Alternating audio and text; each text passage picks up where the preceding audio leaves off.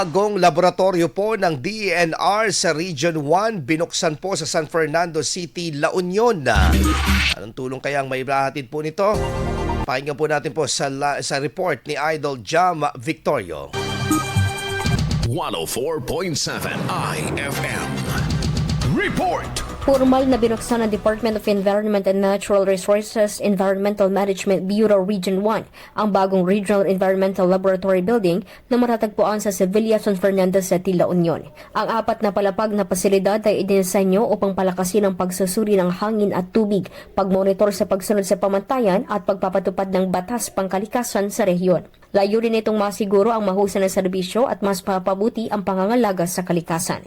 Ayon sa tanggapan, ang proyekto ay bunga ng malakas na koordinasyon ng mga ahensya mula sa lupa ng provincial government at sa DPWH sa pondo para sa konstruksyon. Inaasahang magpapalakas ang bagong pasilidad sa pagtatasa ng pulyasyon habang tiniyak na ang kaunlaran ng rehiyon ay mananatiling responsable at makakalikasan.